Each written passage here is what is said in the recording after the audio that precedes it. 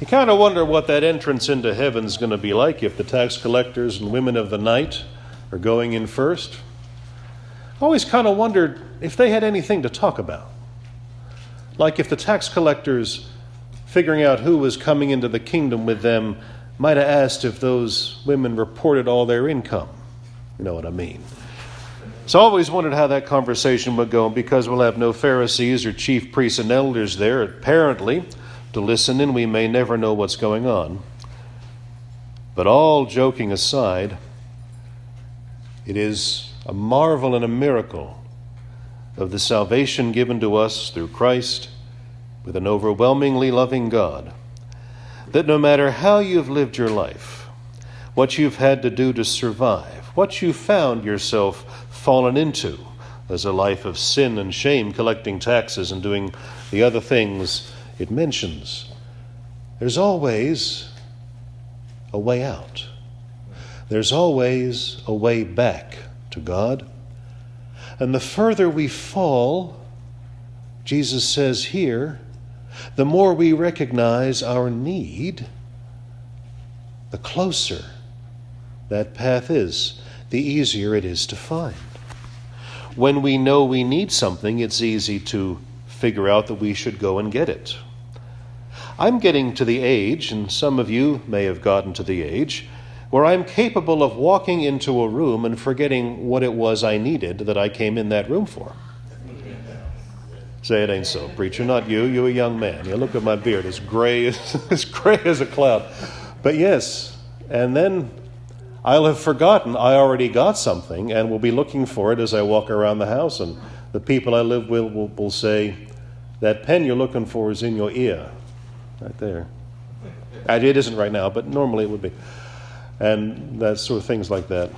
If you've been married long enough, of course, you can open a drawer or a fridge and your spouse, if you're a man, your spouse will say, it's on the second shelf. Or it's not in that drawer, it's over there. And I didn't tell you what I was looking for. How you know what it is? She says, I've been married to you 24 years. I know what you're looking for. Which is not as funny as that's funnier than it should be. Anyway, moving right along. Back to Jesus. Let's stick with the gospel now. Enough stories. When people know they need saved, when people know they need help, let's just make it honest, it's easier to find. And the people that run this little country and their religion don't know that. They don't know it when Jesus shows up. They didn't know it when John showed up. They had no idea what these people were talking about. They didn't really seem to grasp that all of us, particularly when we are in positions of power and authority, need to be reminded that sometimes we need to be humble and kneel down before God in the presence of God and one another and say, I don't do everything right all the time. Some of my choices do not make the world better, though I always try to aim and do what is right. I am not perfect, and nor is any of us.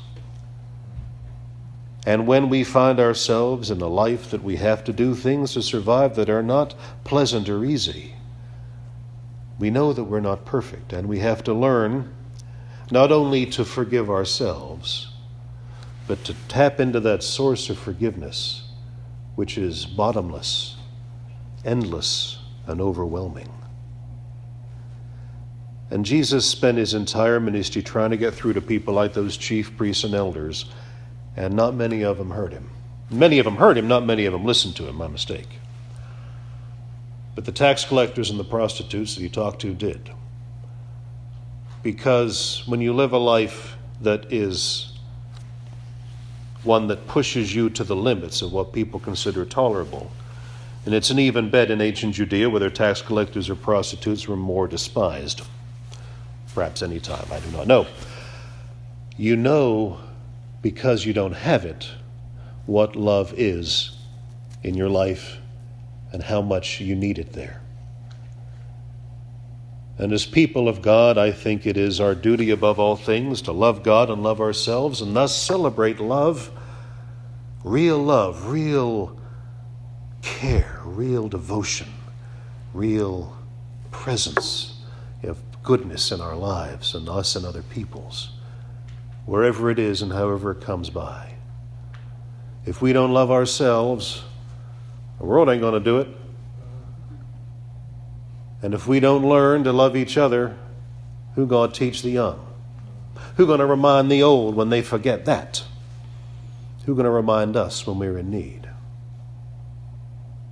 And all that about Christ emptying himself, to humble himself, to take on human form and obey to the point of death, and all of that he did, that Paul writes the Philippians to tell them about, is about living a life of love in human form, so everybody can see with their own eyes and hear with their own ears, and if you're Thomas, touch with their own hands what love looks like in human form. And that, you see, is what saves. Coming into our world as us, incarnate in flesh, in mind, in a heart that can ache and know joy, that can love and feel grief at loss. Coming into our humanity as full of divinity is what saves. The death and resurrection is an example of that, but it's not magic. It's love ultimately devoted to the lives it will save and the humanity and glory of God in us that it comes to serve. That's what everyone is to bow down to, not Jesus, Lord, some kind of world emperor, but Jesus who showed us all what it means to live in perfect love. That's what you bow down to. That's what you want to tell the powers of the world to bow down to. You're going to bow down to overwhelming love that cares and makes this world holy and full of goodness. That's the only thing worth bowing to. And all else that we honor gets its joy and power from being in the presence of a God whose name is love, and when the time comes, is there for us, whether we know it or not. The people who followed Moses in the wilderness of the gloriously named land of sin, out there, who were thirsty, of course, as they always do, remind us that as much as we need love, and we do, it is abstract. Even more basic to our bodies, and hence our lives and abilities to live in love, are that our most basic needs are met for food and water and shelter and all the rest. And the people who wandered in the wilderness for a generation hardly had food, sometimes didn't have water, and never really had much shelter whatsoever. A tent here, a cave there, whatever it might be. And yes, they would grumble, as would I, as would you, if you were following someone who promised you a promised land and led you to a desert, and they were about to die. And somehow in the strange providence of God in that ancient work we know as the Torah, the Lord allows the people to get to a place where they are exasperated, and Moses with them, before they ask and beg, and he asks and beg for what they need. Somehow, the Lord knows we sometimes need to be at a limit, have reached the end of what we can take, before we learn to take the help that is always there anyway, from him and from those who follow. That seems to be part of what it means to be us. We love to be free. We love to be strong in ourselves. We love to be able to do it our way. And we don't always like to admit that we need each other, help, salvation, the love of God and God's people. We should never forget that we do. But we often want to pretend that we don't.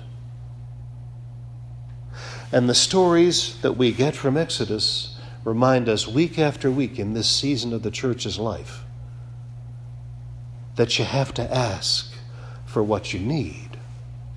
And that if you ask for what you need from a God and those who serve God in love, it will come.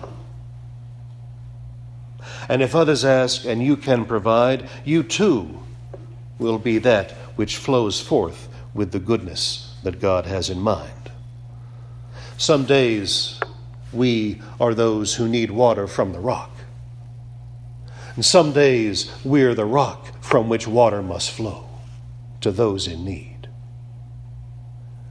And that gift that God gives us to be able to be humble to welcome our needs and accept His grace, and that other gift to be able to from time to time overflow with grace into others' lives and be love when they need it most, is a large part of the joy of living as people of God. It is good to be relieved of pain. It is better to be able to relieve others. It is good to be loved. It is even better to love. It is good to know where the limit is, and even better to be drawn back and made whole.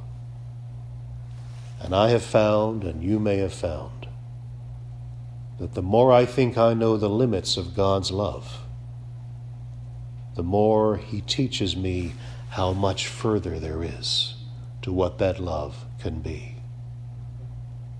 May that gift be yours as Jesus lived, died, and lived again to make so. Amen. Amen.